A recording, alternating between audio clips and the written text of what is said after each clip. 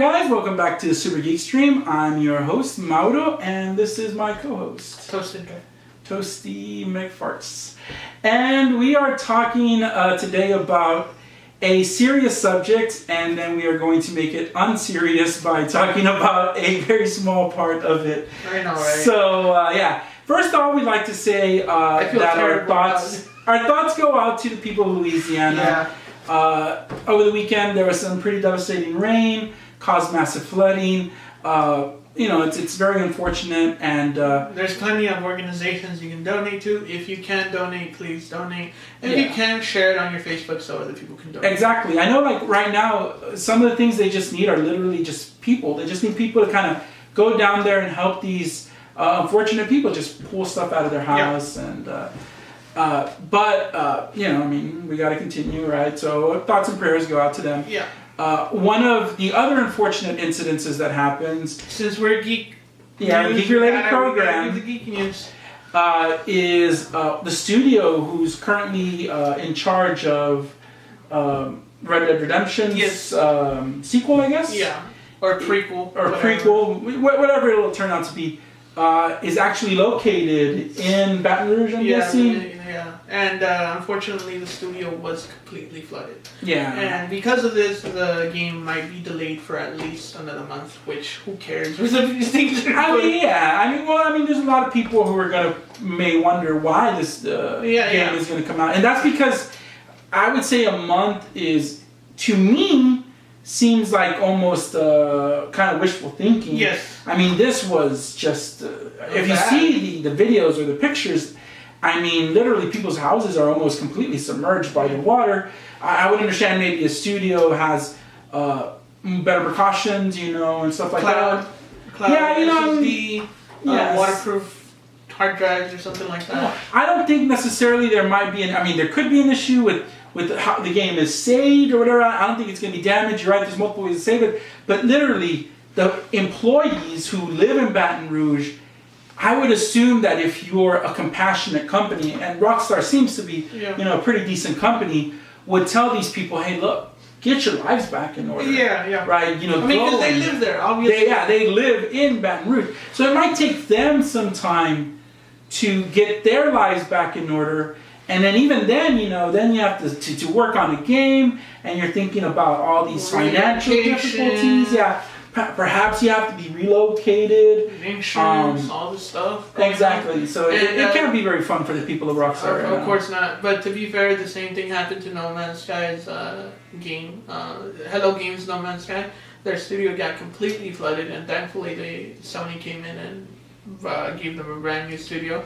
And they recovered pretty well, but this is not a larger game because No Man's Sky is a whole universe, but this flooding is on a whole another level. This flooding is pretty bad. Yeah, and not only that, you're not talking about one studio or maybe a small area. I mean, we're talking a large, numerous parishes in Louisiana are just, some roads, like even up to today, are still not acceptable because they're still flooded.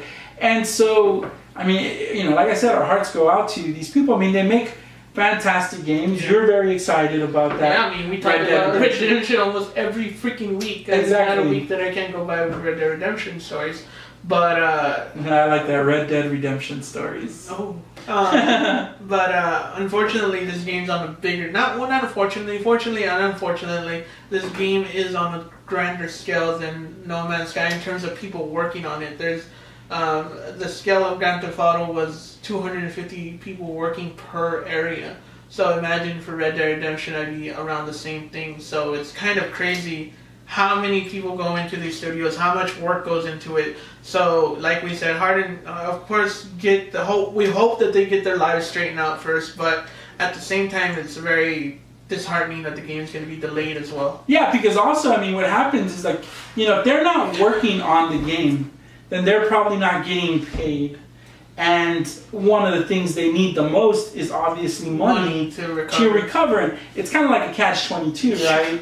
The studio can be like, all right, well, how about this? Let's get to work so we can get you some paychecks.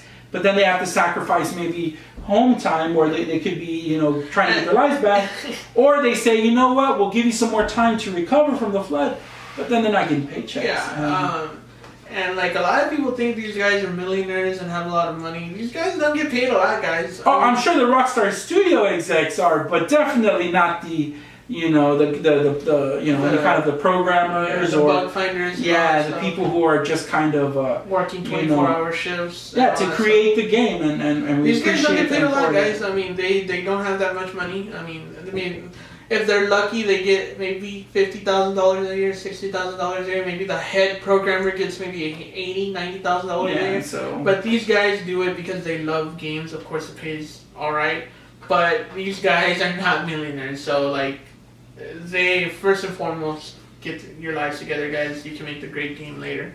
And I hope the people of Louisiana recover fast and they make a great recovery and everybody's okay. Yeah, I agree. So yeah, if you have any questions about, hopefully, you know, Rockstar will come out, kind of clarify exactly what the studio is responsible for. Maybe in some time they'll give us some more updates about how the game's going along. And if you have any, like I said, if you have any desire to help out, I'm sure you can, you know, look up the American Red Cross, look up Salvation Army, you know, to find links to how to help.